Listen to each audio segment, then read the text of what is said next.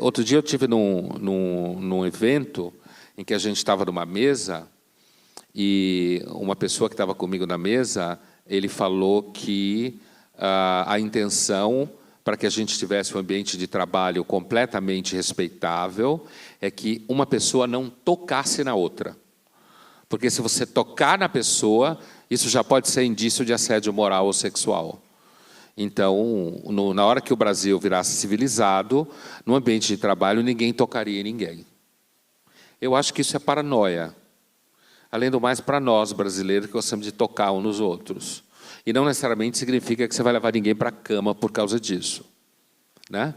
Mas, então, você vai criando mecanismos de controle do comportamento, certo? Inclusive no mundo corporativo e nas escolas, né? Você vai criando uma cultura paranoica. Por exemplo, há muito tempo, os Estados Unidos, que produziu essa cultura, muitos professores nem falam com alunas com portas fechadas. Por quê? Porque senão pode ser acusado de qualquer coisa, né? E então o melhor é que você deixe tudo completamente transparente, tudo completamente controlado. Por quê? Porque existem problemas e a ideia é de que você vai resolver os problemas criando um universo paranoico, e esse universo paranoico pressupõe que existem vítimas, e essas vítimas, sempre você vai ter que achar que você está lidando com uma vítima, que é vulnerável, que não pode ter estresse, que não vai surgir ali nenhuma zona de conflito, e você vai criando grupos da sociedade que são grupos absolutamente intocáveis. Por que isso? Porque você quer combater o preconceito, em alguns casos, né? E aí você cria regras para isso, e essas regras se tornam, por exemplo, uma coisa que a gente conhece, vocês devem conhecer, chamada politicamente correto, né? Eu escrevi esse livro em 2012, né, que foi um livro que marcou muito, vendeu muito até hoje. Mas, assim, esse tema do politicamente correto, quem é da universidade sabe. Politicamente correto é um truque para você destruir carreira de quem você não gosta. É isso que é politicamente correto. E na mídia é uma forma de você fazer com que a pessoa que escreve trabalhe até medo do que fala e do que escreve, porque um procurador de algum estado pode resolver processar você porque você usou a frase tal.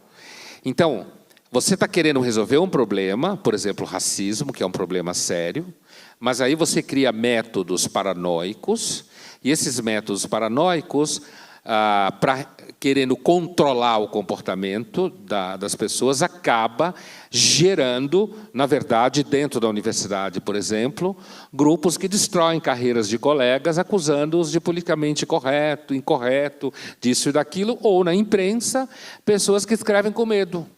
Porque você nunca sabe, alguém vai se ofender porque você usou a palavra azul.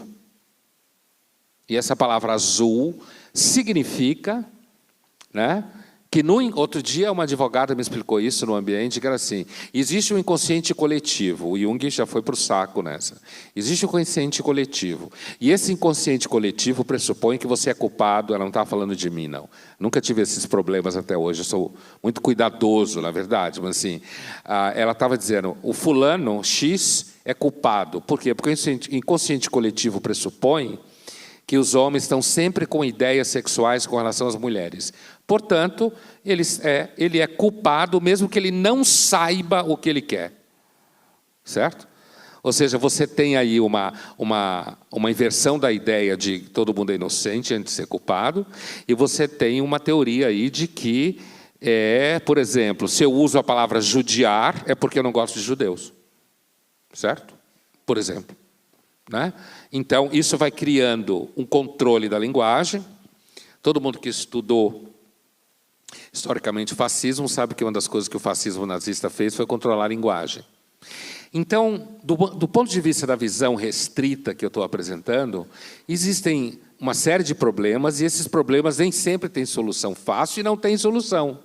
É importante combater preconceito e violência, mas as formas que você combate esse preconceito e violência não pode chegar ao ponto de que você crie uma situação em que filhos devem denunciar os pais, porque então tem algum procurador em algum lugar que acha que os pais são obrigados a amar os filhos. Quem diz que você é obrigado a amar alguém?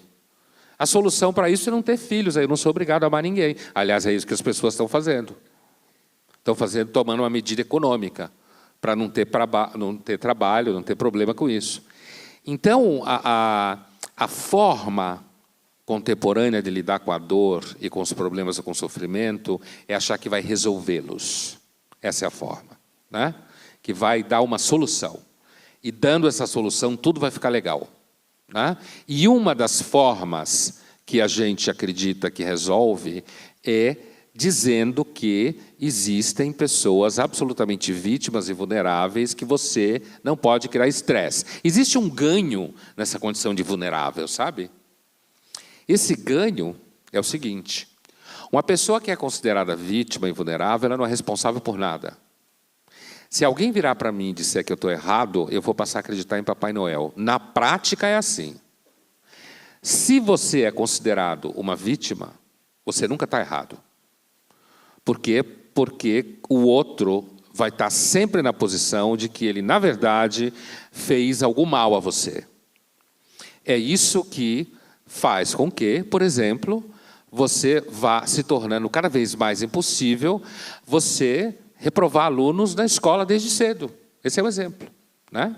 Isso vai fazendo com que, um exemplo de alguns países da Europa, que muitos de vocês aqui conhecem, que, um especificamente aqui, que eu não vou citar, mas é um país bastante importante na Europa, muito conhecido, em que nos bares tem uma lei em que os homens não abordam as mulheres. Por quê? Porque se abordar, pode ser acusado de assédio. Então, o que acontece? Eles nem falam com as mulheres. É mais seguro, não fala, você pode ser acusado de assédio. Significa o quê? Tem uns homens por aí insuportáveis, assim como tem mulheres, mas homens violentos tem, sem dúvida. Você precisa de formas de cuidar disso? Precisa. Mas quando você cria uma lei que se alguém aborda você num bar, você pode ir preso, ou você pode ser acusado, seja lá o que for, o que você faz? Você não aborda ninguém. Então, o que acontece com esses europeus? Quando vêm para cá, se atola no carnaval, acha o Brasil lindo, maravilhoso, acha que aqui a gente vive, em que aqui... Tem um filósofo alemão muito importante que teve aqui, o Peter Sloterdijk, que ele me disse certa feita que a impressão que ele tinha do Brasil é que o Brasil era uma arena romana. Que aqui a vida é breve, bruta, violenta, quase Hobbes, né? Breve, bruta, violenta, mas cheia de sangue e vida, que nós aqui estamos sempre tomados pela vida. E que eles, alemães, europeus, ele os comparou com uma, que eles chamam na Alemanha de Autobahn, essa autoestrada, sabe? Que tem aqui, né? São essas estradas. O estado de São Paulo tem muitas delas, são retas, não tem nem curva, né? Que são, ele comparou a Europa a uma autoestrada. Todo mundo vai numa velocidade alta para lugar nenhum. E ninguém se relaciona. Mas você está se movendo super eficazmente em direção a algum lugar que ninguém sabe qual é. E você vai resolvendo problemas, e a vida vai se tornando cada vez mais insípida, né? Isso significa que é boa a violência no Brasil? Não. Não é? Né? Significa que é ruim você, na Europa, poder, por exemplo... já há muito tempo ter cuidado com idosos? Não, não é ruim. Significa que, à medida que a gente vai criando solução para dores e sofrimentos, a gente vai criando outras dores e sofrimentos.